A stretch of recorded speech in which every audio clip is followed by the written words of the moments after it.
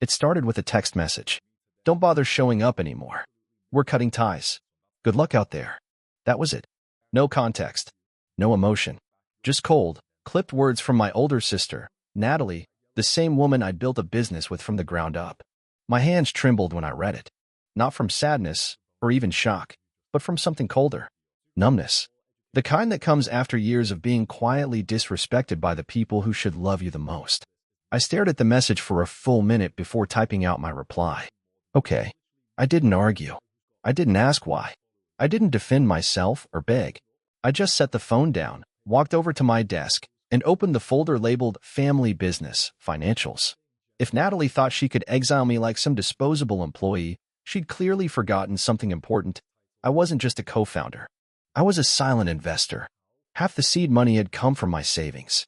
Money she never questioned because I let her believe she was the brains of the operation. I always let her have the spotlight.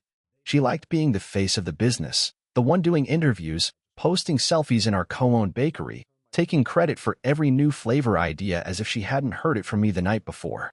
I didn't mind. I told myself she needed the validation more than I did. I was wrong. I should have seen this coming a long time ago. 3 days earlier, I overheard her on the phone with our cousin Lindsay, someone who's always hovered around our business like a vulture. "She's not pulling her weight," Natalie said. "We'd be better off if it was just us." Us. That stung. Lindsay wasn't even part of the business, just another family leech who showed up when she smelled opportunity. I confronted Natalie that same day, and she brushed me off. "I was venting," she said. "Don't be so sensitive." Then the text arrived 3 days later. But the real betrayal started months before that. It began with strange numbers on our expense sheets, purchases I never approved, invoices marked paid that I never saw. When I asked Natalie, she waved it off. "Just some rebranding stuff." Chill, Jenna. You don't even care about that side of the business. She was right. I didn't care about branding. But I did care about $8,000 vanishing in 1 month. I asked to bring in an external auditor. Natalie freaked out. "You're acting like I'm stealing from you." I never said that. Not once. But her reaction said everything. Then came the slow freeze-out. I started getting left-off emails. Meetings were scheduled without me. My keys to the main bakery location mysteriously stopped working one weekend. When I texted her about it, she replied, "Must be a glitch. I'll fix it." She never did. Still, I said nothing. I showed up, did my part, balanced books, handled payroll quietly, competently. It was our parents' dream that their daughters would run something together, and I was too stubborn to believe that dream had died. Until that text. So I pulled up our legal documents. Natalie probably forgot I still had equal voting rights and the power to pull my investment, slowly and quietly, as long as I didn't break any operational duties. And I didn't. I played it exactly by the book. I started by pulling my name from the lease agreements. Then I contacted the accountant we'd worked with for 5 years, someone who liked me better than Natalie anyway. I explained I was withdrawing for personal reasons and instructed him to begin untangling my finances from the company. Every move I made was quiet, legal, documented, and Natalie didn't notice. Not right away, because she thought she'd won. But then, something happened that nearly made me stop everything. I got a call from my mom. "Sweetheart," she said gently, "Natalie told us you stormed out after a huge fight. She's worried about you." My stomach dropped. I hadn't said a word to my parents. I didn't even tell them about the text. But Natalie had already planned her story. She said you were jealous, that you didn't want Lindsay involved because you were threatened. I laughed, actually laughed on the phone, because if they knew how many times I bailed Natalie out over the years, they'd never say that. But I kept calm. "I'm fine, Mom. Just taking a step back." That wasn't enough. My dad texted me the next day, "We raised you better than to walk away from family. Be the bigger person." I wanted to scream. But instead, I replied, "Thanks for the reminder." I wasn't walking away. I was just finally standing up. 3 weeks passed. That's when the bakery's bank account was flagged for a missing capital backstop, the one I had always silently provided in case of emergencies. Natalie called me in a panic. "Did you move your share of the capital?" Without telling me. I stared at her name lighting up my phone. I didn't answer. 2 minutes later, she texted, "What the hell is going on? We're about to bounce payroll." Again, I didn't answer. Then came another message, more frantic. "Lindsay said she'd help cover it, but she can't get approved for the loan. Call me, please." I waited 3 hours before replying. I thought we were cutting ties. No response. For the first time in years, she had no words. But this wasn't over. Not even close. Because just when I thought I'd made my point, I got a letter in the mail. A legal one. It was addressed to me personally, not through the business. And the return address? A law firm with Lindsay's name scribbled in the corner. That's when I realized they weren't just desperate. They were planning something. And I had just stepped into a bigger mess than I ever saw coming. The letter was thick. Too thick to be a simple cease and desist or some petty legal jab. My hands were steady as I opened it, but my heart beat in that slow, deliberate way it does when you know something is about to change forever. Inside was a formal notice of intent to remove me from the board of directors, citing breach of fiduciary duty and abandonment of operational responsibilities. It was laughable. I had documentation of every meeting I'd been excluded from, email threads where I'd asked questions and been ignored, financial decisions made without my signature, which, legally, still mattered. But this wasn't about legality. This was personal, petty, and reckless. I read the cover letter again. It was signed by Lindsay herself. She'd officially joined the company 2 weeks ago, quietly added to the LLC as a partner. Natalie had made it happen fast, right after I pulled out my capital. And now they were trying to claim that I had walked away. It was war, and I hadn't even fired my first real shot yet. The next morning, I drove to our smaller location, the one in the arts district that had always been my project. I designed the layout, built the customer base, created the signature line of products that had gone viral on TikTok last summer. Technically, it was still under the family brand, but I had more sweat equity in that store than anyone. The staff there still respected me. More than that, they were scared. When I walked in, our longtime baker, Carla, pulled me aside. "Jenna," she whispered, "is it true that you're out?" Natalie said we'd all be under new leadership by next month. I didn't lie. "I'm still one of the owners," I said. "But some things are changing. Fast." Carla looked down at her shoes. "They brought in this new supplier. Cheaper stuff. The pastries don't taste the same. Customers are starting to notice." I nodded. Of course they cut corners the second I stepped away. By the time I got home, I'd made a decision. If they wanted to play dirty, I'd play smart. So I did the thing I always avoided. I went public. Not on Instagram. Not with a petty caption or vague post. No, I wrote a detailed Medium article, professionally worded, fact-based, and calm, titled, "Why I Quietly Walked Away from the Business I Helped Build." I laid out my timeline. I didn't name Natalie or Lindsay directly, but anyone familiar with our company would know exactly who I meant. I posted screenshots of calendar invites I was excluded from, messages I'd sent asking about financial irregularities, and the final text, "We're cutting ties." Within 2 days, it had over 30,000 views. On day 3, someone posted it to Reddit. Day 4, the comments section on our bakery's Yelp page exploded. Not with hate, with disappointment. "Was here for Jenna's lemon basil scones. They changed. Not the same anymore. Sad to hear what's going on behind the scenes. Supporting local creators matters." Then I got a call. Not from Natalie. From our supplier, a small family-owned dairy we'd worked with for 5 years. The owner, Frank, said, "We saw what's going on. I don't want to be in the middle of it. But we only agreed to keep our rates low because of you. If you're really out, I'll need to revisit the terms." The next day, another call. This time from the co-op that provided our local produce. Same story. Without even touching the business, I was unraveling it. Not out of malice, but because Natalie and Lindsay had no idea how many relationships I'd quietly maintained behind the scenes. Natalie finally snapped. She showed up at my apartment. I didn't answer the door at first. Just watched her from the peephole, furious, makeup slightly smeared, holding a manila envelope like it was a grenade she was ready to toss at my life. I opened the door halfway. "What do you want?" I asked coolly. She pushed past me without asking. "You blew everything up." Publicly. I shut the door behind her. "You cut ties, remember? I just respected your wishes." She spun around. "You didn't just walk away. You sabotaged us." I raised an eyebrow. "No, Natalie. I just stopped covering for you. There's a difference." She opened the envelope, flung papers at my coffee table. "Then explain this. The co-op just tripled their prices. Our credit line is frozen. And Lindsay is threatening to sue me now because the budget is tanking." I almost laughed. Of course Lindsay would turn on her the second things went south. "Sounds like a you problem," I said. That's when she broke. Sat down. Put her head in her hands.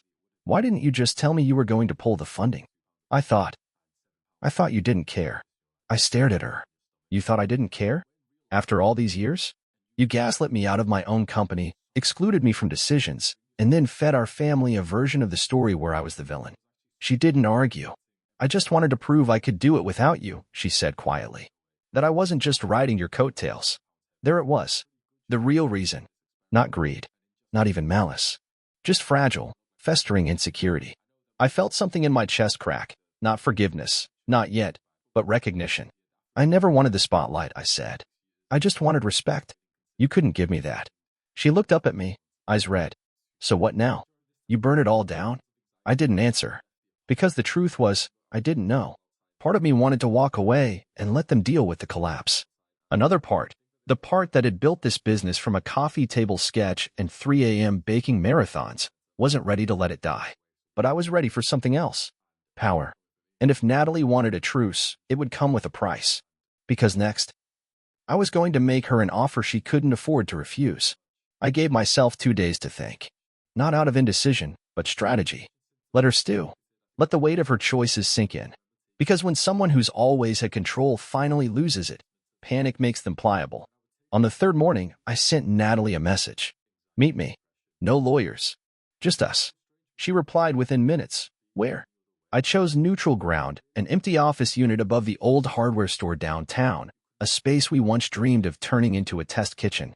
Back then, it was all hopes and sketches and inside jokes. Now it was just a dusty relic. Fitting. When she arrived, I was already there, seated with a folder on the table and 2 coffees. No small talk. She looked worn down. Good. I'm giving you 2 options, I said, sliding the folder across the table. She opened it and started reading. I'd had the paperwork drawn up by a corporate attorney I trusted, someone completely outside the family circle. It was a buyout offer, one she hadn't expected. You want to buy me out? She said, incredulous. No, I said calmly. I'm offering to buy you out. Clean. No lawsuits. No dragging this through the courts. I take over full control. You walk with more than you'd get if the place crashes and burns. She blinked. You think I'll just walk away? I think you're already halfway out the door, I said. You just don't want to admit it. The truth was, I knew she didn't have the stomach for fixing this mess. Her strength was flash, not grit. And grit is what the business needed now. But it was my idea, she whispered. You just came along. I leaned forward. That might be true, but I'm the one who made it work. And you know it. She looked down, lips tight, breathing through her nose like she was trying not to cry. I have conditions, she said. Go on. I want to keep the rights to the name. I shook my head. Not happening. The brand is worthless without the reputation behind it, and the reputation is mine. She sat back, folding her arms. Then I want to share in the future profits. I didn't hesitate. No. Her jaw clenched. You're cutting me out completely. You cut me out first, remember? Silence. I let it sit there. Heavy. Then added, this is the most generous offer you're going to get. The next one comes from a judge after a very ugly legal battle that makes everything public. Her shoulders dropped. Defeated. Not because she didn't want to fight, but because she finally realized I wasn't bluffing. She nodded, barely. I want 2 weeks to get my head straight, she muttered. You have 5 days. She didn't argue. As she stood to leave, she paused at the door. Jenna. Yeah. I didn't hate you. I just hated always being compared to you. I didn't know what to say. Part of me wanted to lash out. The other part wanted to say it never had to be that way. But neither would help now. So I stayed quiet. After she left, I sat there for a long time, staring at the coffee she never touched. Then I got to work. Within a week, the deal was signed. Clean break.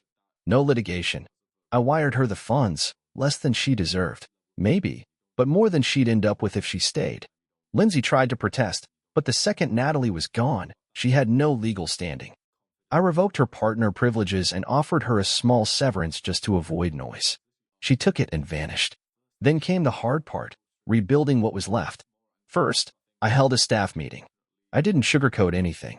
I explained the ownership change, the short-term instability, and my plan to bring the business back to its roots. Half the team looked relieved.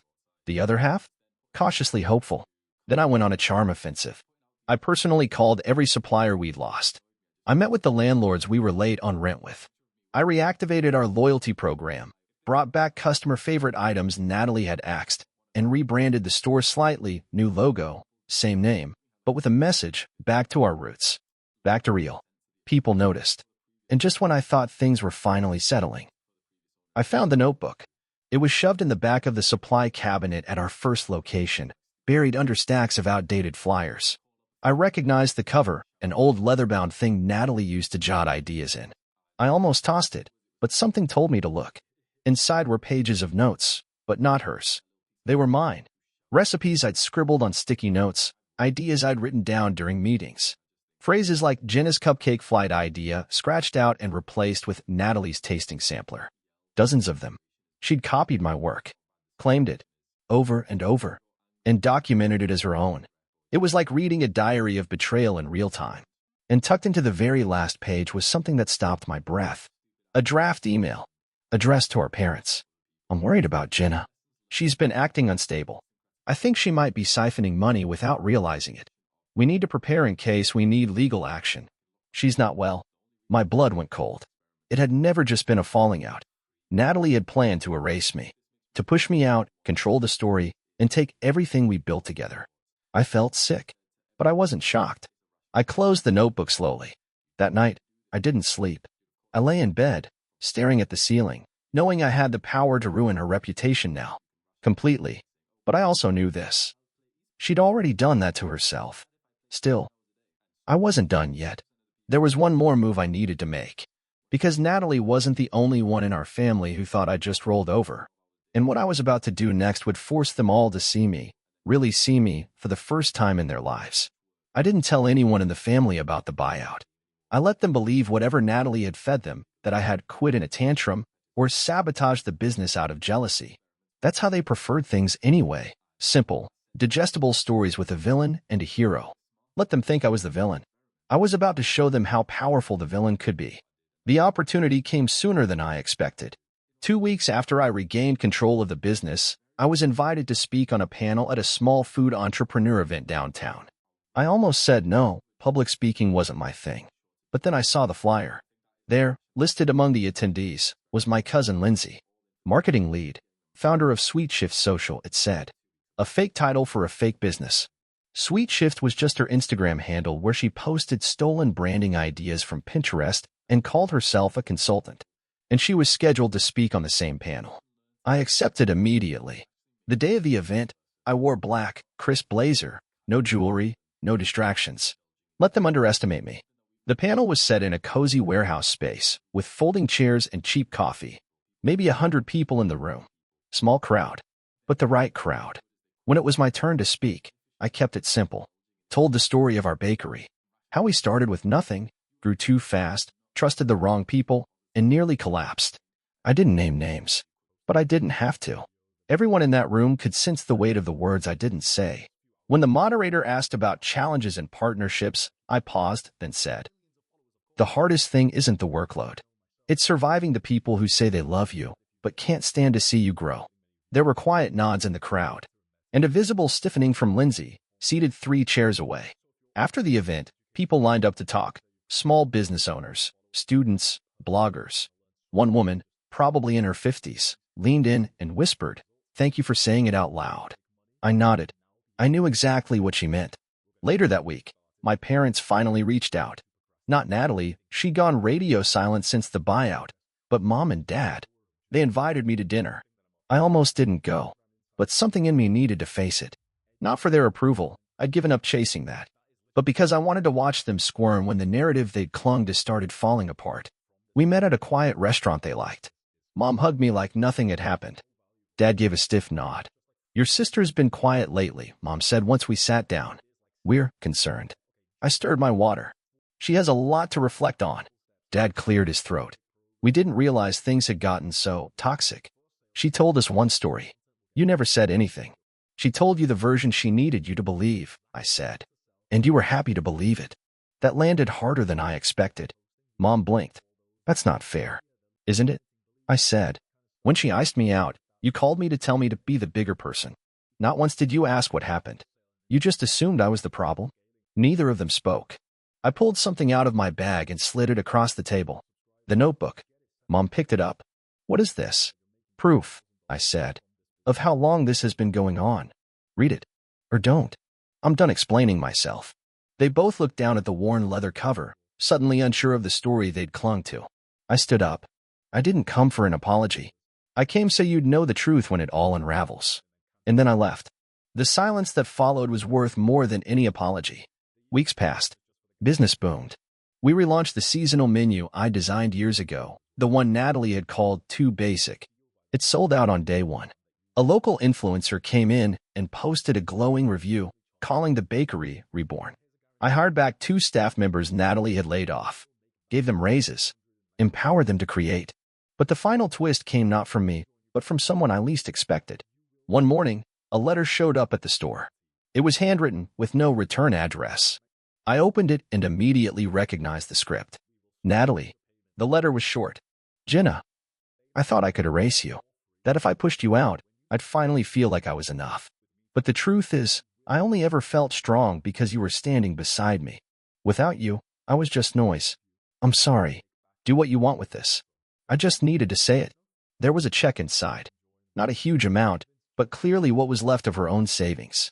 And a post-it note with just 3 words, for what I took. I folded the letter and put it in my desk drawer. I didn't cash the check. Not yet. Some scars take longer to close than others. But the next time a customer asked if I was the real owner, I smiled and said, I've always been.